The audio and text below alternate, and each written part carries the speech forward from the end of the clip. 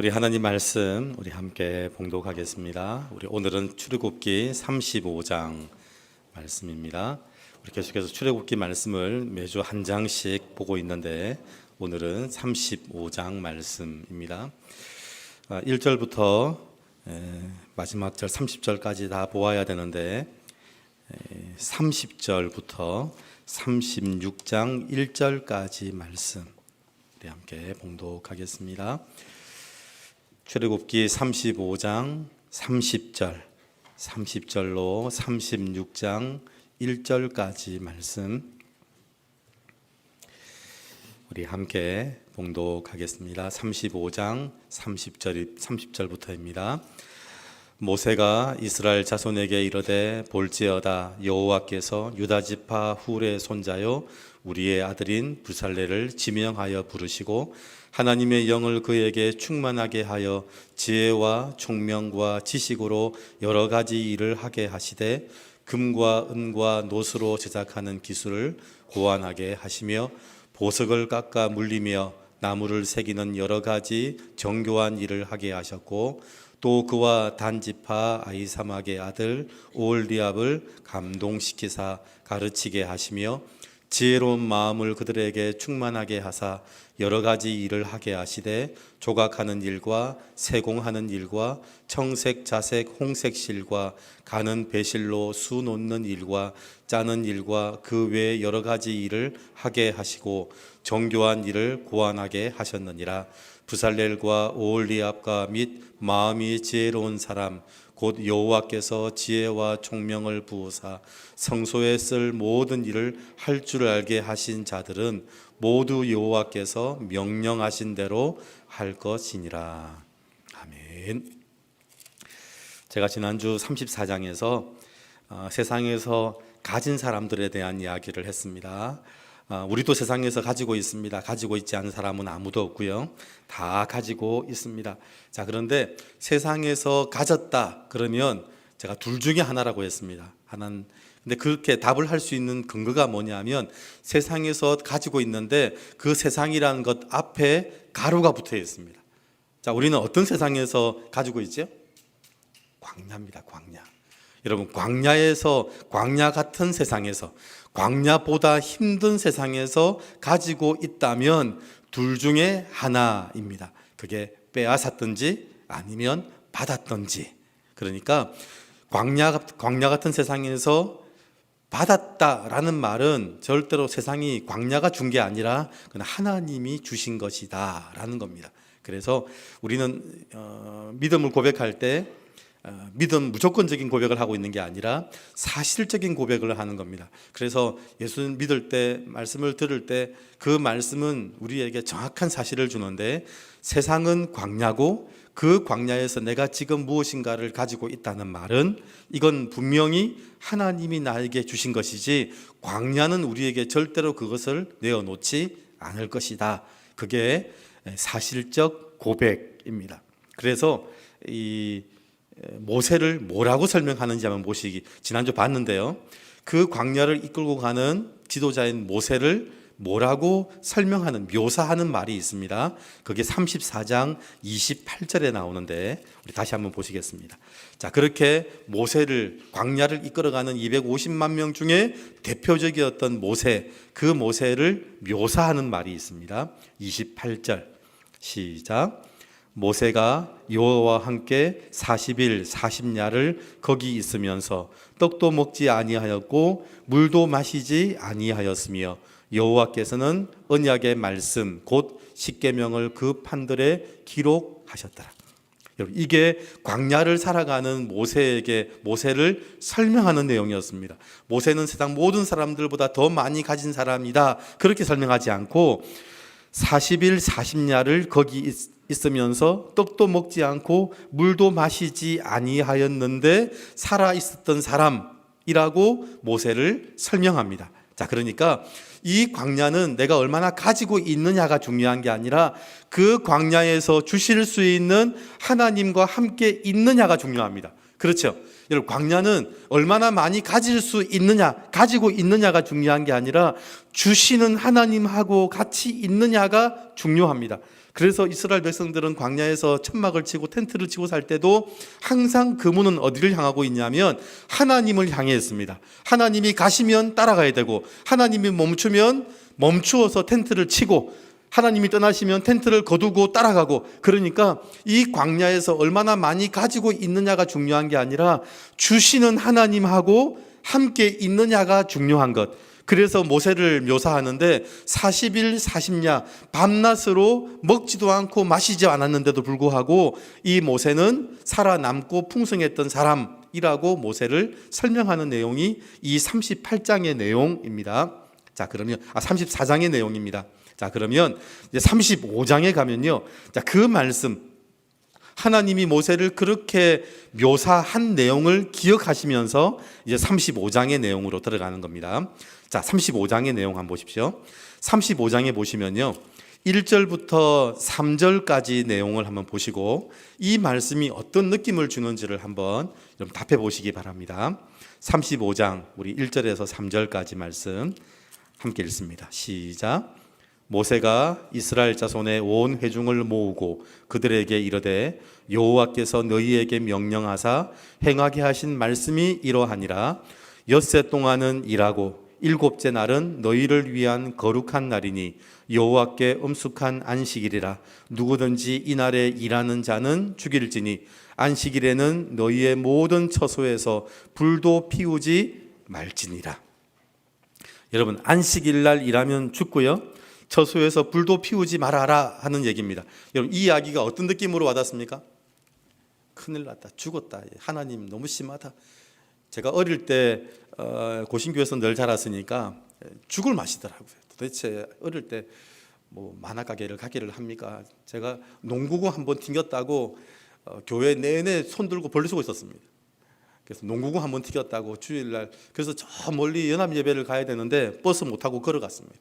차를 타고 한 20분은 가야 되는 거리인데 돈 쓰면 안 되니까 걸어갔습니다. 걸어가다가 선생님이 또 인솔하다가 우리 마산에 가면 또 이렇게 창동이라는 데를 지나가거든요. 이렇게 극장가가 있는데 극장가를 지나가면 고개를 오른쪽으로 돌리게 했습니다. 극장 못 보게 했습니다.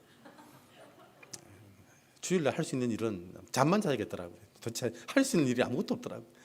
그게 주일에 이 1절부터 2절 3절의 내용이 저한테는 그런 느낌이었습니다. 하나님 큰일 났다, 안식일날 뭐 하면 죽인다는데 이제 안 죽으려면 큰일 났다, 벼락 떨어지는 순간이다, 이런 생각이 들더라고요. 그런데 제가 은혜를 받고 난 다음에 이 2절 3절의 내용이 달랐습니다. 여러분, 2절 3절 내용이 이게 우리에게 무서운 명령일까요? 아닙니다. 여러분, 지금 이 말씀을 듣는 사람들이 누군지를 알면 이 내용이 무슨 말인지를 정확하게 이해하실 겁니다. 지금 이 말씀을 듣고 있는 사람들은 애굽에서 400년 이상 노예로 살았던 사람들입니다. 400년 이상 한 번도 쉬어보지도 못하고 한 번도 안식이라는 걸 누려보지 못했던 사람들인데, 그 사람들한테 하나님이 지금 이 모세를 통해서 주시는 말씀인데 뭐라고 말씀하시냐면, 엿새 동안은 일하고 일곱째 날은 너희를 위한 거룩한 날이니 여호와께 엄숙한 안식일이라. 누구든지 이날에 일하는 자는 죽일지니 모든 처소에 불도 피우지 말아라, 음식도 하지 말아라. 여러분, 이 말이 우리에게 무서운 명령일까요? 위로의 말씀일까요? 위로의 말씀입니다. 400년 동안 쉬어보지를 못한 사람들입니다. 400년 동안 하루를 쉬어보지도 못했던 사람이고요, 매일 눈만 뜨면 밥하고 일하고 성 쌓고 벽돌 만들고 그렇게 400년 이상을 살았던 사람들한테 하나님이 하시는 말씀이 안식일 날 쉬어라, 일하면 죽는다, 일하면 죽는다. 그 말을 듣는데 무서운 게 아니고 막 위로가 밀려오는 겁니다. 위로가. 그날은 밥하면 안 되는 날이다, 그날 음식하지 말아라. 여러분, 어떤 밥이 제일 맛있는 밥이냐면요, 남이 해주는 밥이 제일 맛있거든요. 남이 해주는 밥이 제일 맛있습니다. 그런데 하나님이 3절에 뭐라 그런다고요? 그날 밥도 하지 말아라. 여러분, 얼마나 이게 신나고 즐거고 위로가 되는 말씀이겠습니까? 이스라엘 백성들은 400년 동안 이런 얘기를 들어본 적이 없었어요. 일 안 하면 죽인다는 말을 들었지, 일하라고 얘기를 했지 일하면 죽는다는 얘기를 들어본 적이 없는 거예요. 여러분, 이게 우리에게 2절 3절의 내용이, 이 이야기를 듣고 있는 사람들이 400년 동안 노예로 살았던 사람들이잖아요. 그러니까 그렇게 말씀을, 그 사람들이 이 말씀을 들었다고 생각하니까 이 말씀이 얼마나 위로가 되는 얘기인지를 모르겠더라고요. 여러분, 잠시도 쉴 여유가 없어서 바쁘게 살아가던 그 아들이 어머니 집에 왔습니다. 그 어머니에게 들을 수 있는 말씀이 이런 말이더라고요. 여러분, 늘 제가 들었던 말이 그 말이었습니다. 오늘 뭐 할 생각하지 말아라. 알았나? 이리 누워라. 베개 꺼내줄까? 여러분, 이게 늘 하는 말입니다. 수고 많았지? 와서 누워라. 아무것도 하지 말고 베개 꺼내줄까? 자라. 여러분, 이게 부모님이 하는 말이더라고요. 오늘 2절 3절에 하나님이 이 노예로 살았던 이스라엘 백성들한테 안식일은 쉬어라. 그날은 아무것도 하지 말아라. 그날은 밥도 하지 말아라. 밥을 안 하면 누가 먹입니까? 밥을 내가 안 하면 누가 먹이겠습니까? 그런데 밥하지 말아라. 그날은 불도 피우지 말아라. 하는 말은 하나님이 먹이시고 입히시겠다는 말입니다. 여러분, 하나님이 하지 마라 할 때는요, 하지 말아라고 하는 사람이 책임지는 겁니다. 그래서 하나님이 그날은 내가 책임져 주는 날이다. 여러분, 그날 안식일 날 주일 성수를 하면서 그날 공부하지 말아라 말은 그 공부를 내가 책임져 주겠다는 말입니다. 그날은 일하지 말아라. 그날은 내 사업을 하나님이 책임져 주겠다는 말입니다. 하나님, 제가 일을 안 하면 누가 일을 하겠습니까? 하나님은 아무것도 모르시고 자꾸 뭐 하지 말라고 하시는데 라고 받는 게 아니라 그날 하나님이 책임져 주시겠다는 말이 오늘 2절 3절의 이 내용이라는 겁니다. 그래서 이스라엘 백성들에게 그런 쉼은 없었습니다. 애굽의 왕의 궁을 짓고 피라밋을 만들고 그리고 돌아오는 건 쉼이 아니라 또 시작되는 일이었습니다. 얼마나 일을 시키는데 머리가 잘 돌아가는지 벽돌을 만들게 하고 벽돌 만드는 일에 짚을 넣어야 되는데 짚을 안 주고 또 만들게 하고, 그래서 일을 시키는 데는 도 같은 사람들이 애굽 사람들이더라고요. 노는 꼴을 못 보는 거거든요. 그래서 또 시키고 또 시키고, 그래서 또다시 시작되는 일이었습니다. 근데 하나님은 우리에게 지금 2절 3절을 통해서 안식일을 일하면 죽는다 하고 우리에게 지금 협박하고 있는 게 아니라 쉼을 선물해 주셨습니다. 여러분, 창조된 인간이 그 눈을 떴을 때 제일 먼저 받은 선물이 있습니다. 하나님이 첫째 날, 둘째 날, 셋째 날 하고 여섯째 날 하나님이 사람을 만드시고 그 사람이 눈을 뜨자마자 그 사람이 받은 선물이 뭐였냐면 쉼이었습니다. 쉼. 여러분, 오늘 제가 쉼에 대한 이야기를 좀 하려고 하는데, 안식, 쉼, 이거는요 가만히 누워 쉬는 게 아닙니다. 이 안식은 어디서 시작됐냐면 창조에서 시작됐습니다. 우리가 어떻게 생각하냐면 사람들은 쉼을 얻기 위해서 두 가지 준비를 합니다. 돈을 준비하고요, 권세를 준비합니다. 지금도 노후를 위해서 사람들이 다 그걸 준비를 하고 있습니다. 그런데 노후를 위해서 돈과 권세가 쉼을 준다는 걸 누구한테 배웠습니까? 여러분, 그런 얘기를 누가 그러던가요? 사람들이 본능적으로 우리가 쉼을 누리기 위해서 돈도 필요하고 권력이 필요하다라고 생각하고 달려갑니다. 그런데 성경에는 그런 얘기를 한 적이 없는데 사람들이 그런 얘기를 가지고, 그런 사실을 가지고 그걸 믿음으로 가지고 가기 시작을 하더라고요. 여러분, 성도들의 쉼은 돈과 권세로부터 시작되지 않습니다. 여러분, 안식을 얘기하고 쉼을 얘기할 때 그게 정확히 어디서 오는지를 알 수 있는 방법은 성경을 보는 겁니다. 성경을. 우리가 생각하는 것은요 전부 정반대입니다. 예수 믿고 구원받은 사람들이 믿음으로 사는 방법은 간단합니다. 머릿속에서 떠오르는 생각 무조건 반대로 하시면 됩니다. 믿음으로 사는 방법을 잘 모를 때는 간단합니다. 내가 그냥 생각하면 떠오르는 생각과 정반대로 하시면 됩니다. 왜냐하면 타락하면서 우리의 생각들이 전부 고장이 났거든요. 그러니까 사람이 쉼을 얻으려고 하는데 뭐가 필요하다고요? 돈이 필요하다고 얘기합니다. 누가 그러던가요? 그게 본능적으로 내 머릿속에 떠오르는 얘기들이거든요. 그러니까 쉼이 필요하다, 안식이 필요하다. 그래서 하나님이 사람에게 안식을 주셨다. 근데 그 안식을 주시는 것, 사람이 창조되자마자 눈 뜨자마자 본 게 뭐냐면 안식을 받거든요. 그런데 그 안식은 그 앞에 뭐였냐면 창조였어요. 창조. 여러분, 하나님의 창조로부터 쉼이 시작됩니다. 여러분, 근데 창조가 뭐냐면요, 창조가 만들었다라는 게 아닙니다. 창조의 개념이 뭐냐면 두 가지인데요, 우리를 위해 모든 것을 다 만들어 놓으신 겁니다. 그렇죠? 인간을 여섯째 날에 만드신 이유가 뭐냐면 첫째 날부터 해서 사람에게 필요한 모든 것을 다 만들어 놓으신 겁니다. 사람을 먼저 만들어 놓고 네가 만들어라 그러지 않고 모든 것을 만들어 놓으시고 여섯째 날 사람을 만드신 건 그 사람에게 필요한 모든 것을 다 만들어 놓으신 겁니다. 자, 그래서 창조의 첫 번째 의미가 뭐냐면 우리를 위해 모든 것을 다 만들어 놓으신 겁니다. 자, 두 번째 의미가 뭐냐면 그 모든 것을 다 나에게 주시려고 만들었다는 겁니다. 여러분, 창조가 뭐냐면요, 하나님이 모든 것을 다 만들어 놓으시고 우리를 위해서, 그리고 우리에게 그 모든 것을 주신 사랑이라는 겁니다. 여러분, 그게 바로 창조. 그러니까 창조 다음이 쉼이 되는 게 당연한 거죠. 원래 창조, 새로운 걸 만들었다, 그 다음에 쉬었다.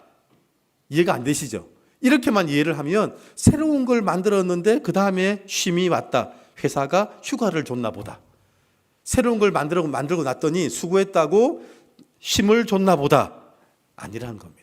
창조는 하나님이 우리를 위해서 모든 것을 만들어서 우리를 위해서 주시는 하나님의 사랑, 그게 창조. 그러니까 창조 다음이 당연히 쉼이 되는 거죠. 제가 지금 새벽기도마다 잠언 말씀을 하고 있는데 그 쉼이 창조로부터 시작된다고 얘기했습니다. 근데 창조는 무엇으로 진행이 됐죠? 하나님이 모든 것을 뭘로 만드셨죠? 말씀으로 만들었습니다. 자, 그러니까 쉼은 창조로 이어지고 그 창조는 어디서 시작된 거냐면 말씀으로 시작이 된 겁니다. 자, 그러면 그 말씀은 어떤 게 진짜 말씀일까요? 워낙 말씀이 많아요. 세상에서 들려오는 얘기들이 얼마나 많은지 모릅니다. 근데 그 말씀 중에 진짜 말씀이 뭐냐면 잠언 1장에 나오는 말씀과 훈계입니다. 말씀과 훈계. 그러니까 훈계가 없는 말씀은 말씀 아니라는 거예요. 여러분, 훈계가 있는 말씀. 그래서 우리 부모님들이 하는 말에는요, 반드시 이게 끼어져 있어요. 훈계가 끼어져 있어요. 그래서 애들이 듣기 싫어하잖아요. 말씀에 훈계가 들어가 있거든요. 그 말씀에 훈계가 들어있는 게 진짜 말씀이에요. 여러분, 달콤한 말이 진짜가 아니라 우리에게 꼭 필요한 말씀은 훈계가 있는 말씀이 진짜더라고요. 제가 이 얘기를 왜 했냐면 쉼이 뭐냐면 쉼은 창조로부터 왔고 창조는 말씀으로부터 왔고 그 말씀은 훈계로부터 된 겁니다. 그러니까 우리에게 진짜 쉼이 있으려면 우리에게 확인하는 것 딱 한 가지만 확인하시면 됩니다. 우리에게 말씀이 있는가? 우리를 훈계하시는 하나님의 말씀이 있는가? 내가 밤에 안 들어와도, 내가 밤에 잠을 안 자도, 내가 뭘 해도 아무 소리가 없다. 그러면 우리는 고아입니다. 고아. 밤에 집에 안 들어가도 찾는 전화 한 통 없습니다. 그러면 부모 없다는 얘기입니다. 내가 집에 안 들어가도, 내가 공부를 안 해도, 학교를 안 가도 나한테 뭐라고 하는 사람이 아무도 없다. 그 말은요, 나는 영적인 고아라는 말입니다. 그런데 집에 안 들어가면 전화 오고 밥 안 먹으면 매들고 뭐라고 하면 잔소리하고, 그 말은 하나님이 주시는 말씀, 그 말씀에 훈계가 있다. 그러니까 진짜 쉼이 있으려면 확인하는 게 뭐냐면요, 나한테 돈과 명예와 권세가 있는가, 나한테 주머니에 돈 있는가 확인하지 마시고 나한테 훈계 있는 말씀을 하는 하나님이 계신가를 확인해야 됩니다. 그 하나님이 뭐 하실 거라고요? 우리를 위해 모든 것을 만들어 놓으셔서 그걸 사랑으로 우리에게 주실 분이 하나님이시니까 그래야 진짜 우리에게 쉼이 있죠. 그래서 35장 2절 3절에 나오는 이 말씀이 우리에게 진짜 위로가 되고 쉼이 되는 겁니다. 안식일날 일하면 죽는다. 오늘 일할 생각 꿈도 꾸지 말아라. 오늘은 집에서 무조건 자는 거다. 알았지? 눈 뜨고 뭐 하기만 해봐라. 나 끝장난다. 아무것도 하지 말아라. 여러분, 그게 우리에게 훈계하는 말씀, 훈계하는 하나님 아버지가 계신다는 것, 그것으로부터 우리에게 쉼이 주어지더라고요. 여러분, 하나님께 드리거나 이웃과 나눌 때 우리가 가지고 있는 기준이 있습니다. 여러분, 이게 3절부터 4절부터의 내용인데, 그렇다면 하나님이 우리에게 사랑을 주십니다. 우리에게 모든 것을 주십니다. 그 다음에 뭐가 나올까요? 하나님이 모든 것을 세상의 모든 것을 다 만드시고 그것을 우리에게 사랑으로 주셨습니다. 그 다음 얘기가 뭘까요? 우리 성도들이 다 받았습니다. 하나님이 우리 아버지시고 우리가 뭘 해도 간섭하시고 우리를 지적하시고 훈계하시고 가르치시고 코치하시고, 그래서 우리를 위해서 모든 것을 다 만드셔서 사랑으로 주시는 하나님, 그것으로 끝나버릴까요? 그것으로 끝나면 사회 바다가 되고 맙니다. 하나님의 사랑을 받는 것으로만 끝나버리니까 그 받은 사해 바다는 소금 바다가 되어서 생명이 아무것도 살지를 못하잖아요. 그 다음 무슨 얘기일까요? 하나님이 모든 것을 사랑으로 주셨습니다. 사랑으로 주셨다. 그냥 주신 게 아니고요, 온 우주를 다 만들고 세상을 다 만드셔서 그것을 주셨잖아요. 나 혼자 쓸 만큼 주신 게 아니고, 우리 식구 먹을 만큼만 주신 게 아니고 엄청나게 많이 주셨거든요. 자, 그 다음 뭐 해야 된다고요? 그 다음 하는 게 나누는 거잖아요. 나누는 거. 여러분, 우리가 나누는 건 많아서 나누는 게 아니고, 우리가 나눌 마음이 있어서 나누는 게 아니고요, 감당하지 못해서 나누는 겁니다. 내가 너무 많아가지고 좀 나눠야겠다, 내가 오늘은 나눌 마음이 생겼다. 아닙니다. 여러분, 그 하나님이 그만큼 주시면요, 본능적으로 드는 생각이 뭐냐면 어떻게 나누지 생각이 듭니다. 제가 말씀을 드렸죠. 우리 그 텃밭에 2평 된 그 텃밭만 꾸며도 이게 막 나기 시작하고 열매 맺히기 시작하면 바로 드는 생각이 있습니다. 이거 다 혼자 못 먹는데 누구 주지? 누구 주지? 이 생각이 들기 시작합니다. 그게 본능적으로 드는 겁니다. 그러니까 하나님이 온 우주를 만드셔서 우리에게 사랑으로 주시기로 결정하고 주실 때, 하나님의 사랑을 받는 순간 본능적으로 드는 생각이 뭐냐면, 이건 내가 감당 못한다. 이건 무조건 나눠야 된다. 나누지 않고는 감당이 안 된다. 제가 가덕교회 와가지고 처음 한 몇 년 동안은 가을이 되면 전부 감을 주시더라고요. 먹는 게 한계가 있죠. 먹는 게. 이게 감을 주시는데 이거 감을 먹는 것도 한계가 있더라고요. 그래가지고 이 감을 받을 때마다 뭐 했냐면 전부 다 홍시는 다 떠가지고 샤베트 만들어서 넣어놓고, 샤베트도 한두 번이지. 샤베트 만들 한두 번이더라고요. 이제는 받으면 받는 즉시 이건 누구 주지? 하고는 반대로 전부 다 우리 선교사님들, 또 나눠야 될 교인들, 하여튼 또 다 나누기 시작하는 겁니다. 그러니까 받는 대로 본능적으로 뭐 하기 시작하냐면 까만 봉다리 찾는 거예요. 까만 봉다리 찾아가지고 이건 누구 거, 이건 누구 거, 애들 시켜서 지훈아, 솔지야, 수아야, 자 들고 이제 나누기 시작한다. 자, 너는 누구 집 해서 다 나누기 시작하는 겁니다. 주시기 시작하면 여러분, 하나님이 얼마나 풍성한지 모릅니다. 제철마다 하나님이 주시는 건요, 감당하지 못할 만큼입니다. 그때 본능적으로 드는 생각이 이 4절부터입니다. 나눌 생각을 하기 시작하는 겁니다. 이걸 쌓아놓고 창고를 만들어서, 통조림을 만들어서 그렇게 어떻게 쌓아두지? 아닙니다. 본능적으로 드는 생각은요, 이걸 나눌 생각을 하는 겁니다. 그래서 이 나누는데 우리는 생각이 잘못되어 있습니다. 어떻게 되어 있냐면, 우리는 나누라고 얘기하면 딱 드는 생각이 있습니다. 당신이 많이 가지고 있으니 당신이 드리시오. 나는 가진 게 적어서 드리기가 힘도. 제가 이렇게 적었더라고요. 무슨 사극도 아니고. 당신이 많이 가지고 있으니 당신이 드리시오. 나는 가진 게 적어 드리기가 힘도. 많으면 드릴 수 있는데 적어서 못 드리오. 제가 그리 적어놨다고, 설교 원고에다가. 이게 우리 생각입니다.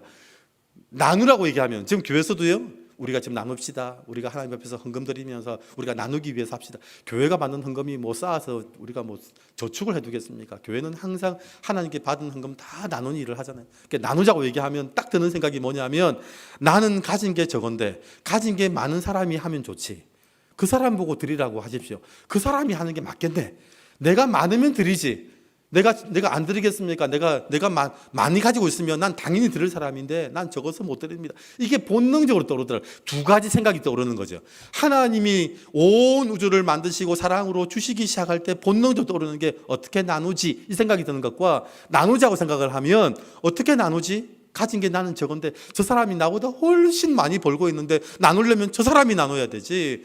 나는 나눌 수 있는 게 없잖아요. 라고 하는 생각이 든다는 겁니다. 자, 그런데 오늘 말씀을 한번 보십시오. 말씀은 35장 24절.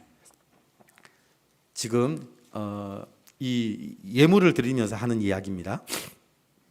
35장 24절에 우리가 가지고 있는 걸 뭐라고 설명하는지가 나옵니다. 35장 24절 시작. 은과 노스로 예물을 삼는 모든 자가 가져다가 여호와께 드렸으며 섬기는 일에 소용되는 조각목이 있는 모든 자는 가져왔습니다. 지금 성막을 만들 때 필요한 재료가 뭐냐면 조각목이거든요. 근데 그 조각목이 있는 모든 자는 가져왔으며 하는데, 조각목 앞에 뭐라고 붙여놨죠? 내가 가지고 있는 것 앞에 그걸 설명을 했습니다. 뭐라고 설명했죠? 섬기는 일에 소용되는 조각목. 세상 사람들과 반대되는 얘기죠. 내 것은 많은데 섬기는 일에는 쓸 것이 없다는 겁니다. 내가 먹고 쓰는 일에는 막 결제하고 쓰고 있는데 섬기는 일에는 쓸 돈이 없다는 거예요. 그게 세상이 말하는 방법인데 성경은 반대로 얘기합니다. 섬기는 일에 소용되는 조각목. 당신들 집에 조각목이 있지요. 그런데 어떤 조각목을 가오라고 했냐면 섬기는 일에 소용되는 조각목이 있는 사람은 가져오라는 거예요. 그냥 우리 쓰려고 필요한 이거 우리 쓰기에도 부족합니다. 그런 재물은 가져오지 말고 섬기는 일에 이건 섬기는 일에 가지고 있는 거야라고 생각하는 사람들은 가져오라는 거예요.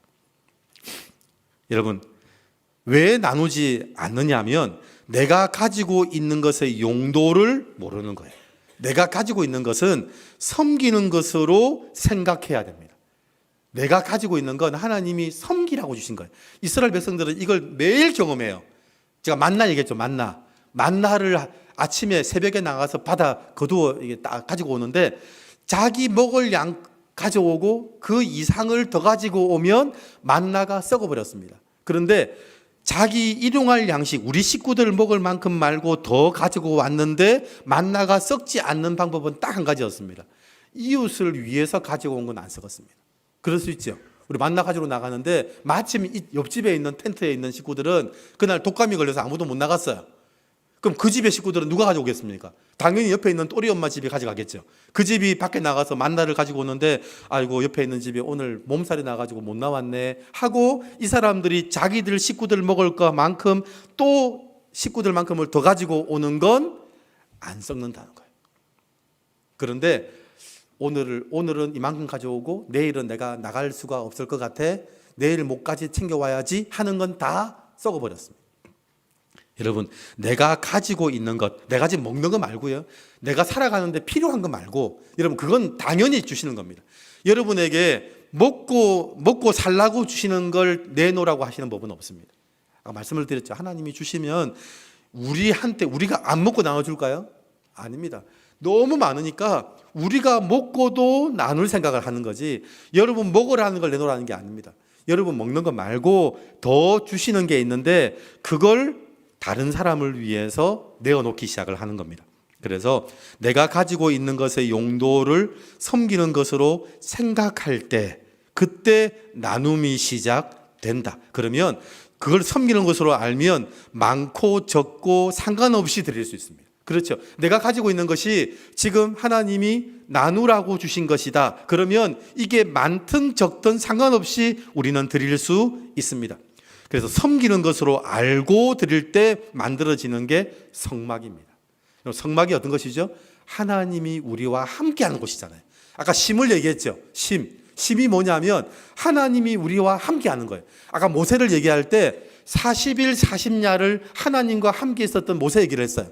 그래서 모세는 밥도 안 먹고 물도 안 먹어도 배가 불렀던 사람이에요. 한 가지, 하나님과 함께 했거든요. 그러니까 성막이 만들어진다는 말은 하나님과 함께 하는 게 만들어지는데, 성막이 어떻게 만들어지냐면 섬기는 것으로 알고 드릴 때 성막이 만들어진다. 하나님을 만나는 성막이 만들어진다는 겁니다. 그리고 주의사항이 있는데 반드시 내 것으로 드려야 합니다. 하나님, 저 사람이 드렸으면 좋겠습니다. 하나님, 저 사람이 나보다 훨씬 많은 사람이니까 저 사람이 드렸으면 좋겠습니다. 아닙니다. 내 것으로 드려야 됩니다. 그래서 다른 사람의 것으로 우리는 나라 돈으로 드리려고 합니다. 근데 성막이 세워지는 가장 중요한 조건은요, 내 것으로 드려야 합니다. 자, 내 것으로 드리는 사람을 몇 가지 설명했습니다. 21절, 24절, 29절로 설명했는데 내 것으로 드린다는 말의 표현들이 여러 가지가 있는데 21절 같이 읽습니다. 시작. 마음이 감동된 모든 자와 자원하는 모든 자. 여기까지입니다. 내 것으로 드리는 사람을 첫 번째 표현이 뭐냐면 마음이 감동된 모든 자, 그리고 자원하는 모든 자. 제가 이 말씀을 확실히 믿습니다. 여러분, 하나님과 함께하면 두 가지 마음이 생기는데 감동을 받고요, 두 번째가 자원하는 마음이 생깁니다. 제가 그걸 믿음이 너무 좋아가지고 제가 어릴 때 부흥회를 가면 저는 절대로 지갑 안 들고 갔습니다. 지갑 다 들고 가면 다 틀리더라고요. 그래서 지갑 안 들고, 믿음이 얼마나 좋습니까? 분명히 오늘 부흥회 가면 내 지갑 다 틀린다는 걸 제가 알고 지갑 안 들고 갑니다. 믿음 좋죠. 이게 뭐냐면 마음이 감동이 되는 거예요. 여러분, 내 것을 드린다. 이건 하나님이 주신 것이 차고 넘쳐서 이건 무조건 나눠야 된다 하는데, 그걸 우리식 표현으로 하면 마음이 감동된 모든 자와 자원하는 모든 자. 그렇죠. 제가 여러분 주신 것, 제가 목사로 살면서 제가 너무 감사하더라고요. 성도들이 얼마나 잘 섬기려고 하시는지. 그거 제가 받을 때마다, 그거 나눌 때 제가 막 세고 있을까요? 우리는 지금 반을 받았는데 몇 개를 나눌까? 아닙니다. 이게 감동된 마음과 자원하는 마음으로 섬겼지, 내가 주기 싫은데 내가 목사니까 한번 들어보자, 그런 얘기 생각 한 적도 없었습니다. 거기 21절이고요. 그 다음에 24절 시작. 은과 노스로 예물을 삼는 모든 자가 가져다가 여호와께 드렸으며, 섬기는 일에 소용되는 조각목이, 섬기는 일에 소용되는 조각목이, 하나님이 이건 그래서 주셨구나, 나 쓰라고 주신 게 아니라 하나님이 이건 그래서 주셨구나 하는 돈도 있고요, 시간도 있고 물질도 있다는 겁니다. 자, 그 다음에 29절 시작. 마음에 자원하는 남녀는, 여기 아주 중요한 핵심이 있더라고요. 마음에 자원하는 남자, 여자 이렇게 하지 않고요. 남녀는 왜 그랬을까요? 이거는 부부를 얘기합니다. 부부. 반드시 드릴 때 두 부부가 마음이 맞아야 됩니다. 마음이 맞아야, 한 사람만 맞으면 안 됩니다. 같이 맞아야 되더라고요. 그래서 저희 부부를 보고 우리 친구들이 그러더라고요. 둘 다 악셀레이터라고. 차에 보면 악셀이 있고 브레이크가 있거든요. 그런데 우리 부부는 브레이크가 없는 것 같아요. 악셀만 있어. 그래서 우리 뭐 할까 이러면요, 둘이 마음이 맞아요. 하자 그러면 하지 무조건. 그러니까 악셀만 있는 거예요. 이게 마음에 자원하는 남녀, 이 말은요, 두 부부가 마음이 같아야 된다는 거예요. 맞아, 하나님이 우리에게 주시려고 모든 걸 다 만드시고 우리에게 사랑으로 주셨어. 우리 이거 쓰고도 남아. 우리 이건 분명히 나눠야 돼 라고 하는 게 마음이 맞는 남녀라는 말인 거예요. 여러분, 이게 드려지는 사람, 내가 가지고 있는 용도가 섬기는 용도라고 생각하는 사람을 설명하는 표현들이 21절, 24절, 29절 그렇게 나온다는 겁니다. 여러분, 내가 가지고 있는 것이 섬기는 용도라고 보여져야 하고 반드시 내 것으로 드려야 합니다. 그래서 진짜 우리의 싸움이 뭐냐면요, 하나님이 우리에게 사랑으로 주셔서 이게 차고 넘친다라고 하는 것과 왜 내가 드려야 되는지 하고 하는 그 싸움, 진짜 싸움. 3차 세계대전은요, 딴 데서 일어나는 것이 아니라 이 싸움이 되기 시작합니다. 그러면서 그 싸움의 대표적인 사람을 얘기하고 있는데 그게 바로 부살렐입니다. 부살렐. 오늘 이 35장에 나오는데 이 부살렐을 나옵니다. 30절에 나옵니다. 30절. 그렇게 하는 사람의 대표적인 사람을 예를 들어서 설명했습니다. 30절 시작. 모세가 이스라엘 자손에게 이르되 볼지어다 여호와께서 유다 지파 훌의 손자여 우리의 아들인 부살렐을 지명하여 부르시고, 그 일에 가장 대표적이었던 사람이 누구냐면 부살렐. 여러분, 부살렐은 누구의 손자였냐면 훌의 손자였어요. 모세가 손을 들어서 손을 들면 이기고 손을 내리면 졌던 그 싸움에서 그 손을 들었던 한 사람이 훌이었거든요.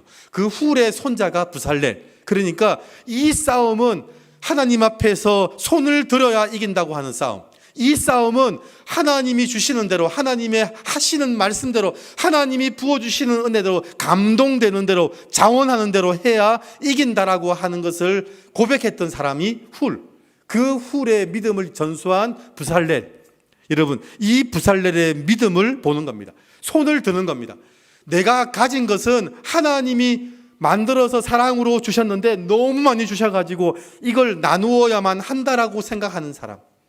내 힘으로 하는 게 아니라 하나님의 사랑으로 나는 심부름하고 나누는 사람이라고 생각하는 사람이 부살렐. 그래서 예수님은 십자가 못 박힐 때 십자가에서 뭐 하셨냐면 십자가에서 자기의 손과 발을 묶어 놓으셨어요. 왜냐하면 내 힘으로 하는 거 아니거든요. 내 힘으로 하는 게 아니라, 너희들이 구원받는 건 내 능력으로 하는 게 아니라 하나님의 사랑으로 받는 거다. 예수님이 많은 걸 베풀었는데 그 베푼 예수님한테 예수님이 뭐라 그랬냐면 내가 한 게 아니다. 손과 발을 다 묶어놨습니다. 그 말은 내가 한 게 아니라 하나님이 너희에게 주신 것이다. 여러분, 그게 바로 부살레를 예를 들어 설명한 겁니다. 저는 성경이 너무 좋습니다. 왜냐하면 이 광야 같은 세상을 살아가면서 대표적인 사람 모세를 예를 들어서 설명해 주시고, 그리고 믿음으로 승리하고 살아간 그 부살레로 설명해 주시고, 그게 얼마나 좋은지 모릅니다.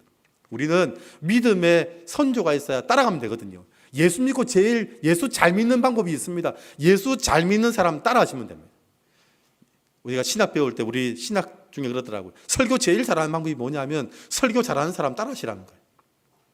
믿음 생활 제일 잘하는 분들은요, 오늘 이 믿음, 하나님이 우리에게 모든 것을 만들어 주셔서 사랑으로 주신다는 걸 아는 사람, 그리고 그 하나님하고 딱 붙어 있기만 하면 광야를 가도 홍해를 지나가도 어디를 가도 나는 살 수 있다. 하나님하고 함께하면 광야를 40년을 살아도 나는 살 수 있다고 고백하는 사람, 그렇게 사는 사람을 따라가시면 됩니다. 오늘 제가 배재희 장로님 이제 은퇴하시고 원로 장로님 추대되시는데 참 좋습니다. 가덕교회 와서 제가 제일 감사했던 게 뭐냐면 장로님 보고 따라가는 겁니다. 장로님 가졌던 교회에 대한 생각들, 교회에 대한 마인드들, 교회의 가치관들, 여러분 제일 좋은 건요, 그거 따라가는 거더라고요. 제가 참 너무 감사하고, 그래서 제가 은퇴하지 마시라고 그렇게 제가 말리고 같이 계속 하자고, 그래서 제가 안 됐는데 원로 장로 추대를 하려고 합니다. 왜냐하면 원로 장로 추대를 하면 우리 당에 들어오셔서 계속 일하실 수 있거든요. 그래서 원로 장로가 되는 조건으로 은퇴를 우리 당회가 허락했습니다. 그냥 은퇴는 안 되시고 원로 장로 하셔야 됩니다. 그래서 우리 장로들, 후배 장로들이 들어오고 이제 후배 들어오는데 믿음으로 본을 보여주시는 분이 계속 계셔야 됩니다. 그게 우리 당회가 했던 말입니다. 장로님 계속 계셔야지 믿음의 본을, 신앙생활은 믿음의 본을 보고 따라가는 거더라고요. 오늘 이 모세같이 부살렐같이 믿음의 본을 보고 따라가십시오. 그래서 그 믿음의 본을 따라가면서 하나님이 저 사람한테 많은 걸 주셔서 나누는 게 아니구나, 하나님이 부어주셔가지고 이걸 어떻게 나눌까를 막 고민하다가 그러다가 하시는 게 그게 나눔이었구나 라고 알기 시작하고 자기도 그렇게 하기 시작하는 겁니다. 내가 좀 더 많이 벌어서 내가 월급을 많이 받고 내가 번 게 많아지면 그때 나누지? 아닙니다. 돈은요, 얼마 가지면 좋으냐면 끝도 없어요. 돈은 기준이 없더라고요. 내가 얼마를 가지면 나눌까 기준이 없어요. 돈은 하나님이 부어주셔서 감당이 안 되고 나누는 거지, 어느 정도 벌면 그때 내가 헌금을 하겠습니다, 순 거짓말입니다. 하나님이 부어주셔서 내 창고에 쌓을 때도 없고 냉장고에 넣을 때도 없고 그럴 때 하는 게 뭐냐면 나누는 거더라고요. 여러분, 그렇게 믿음의 선배들을 따라가시고 그 믿음을 배워가시는 여러분 되시기를 주의 이름으로 축원드립니다. 기도하겠습니다. 하나님 아버지, 감사합니다.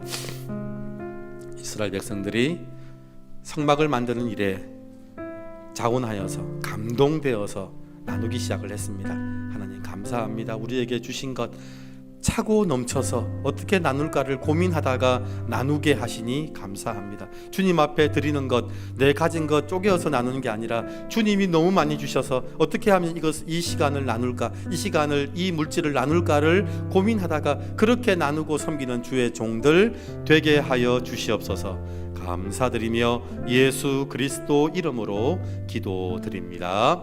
아멘.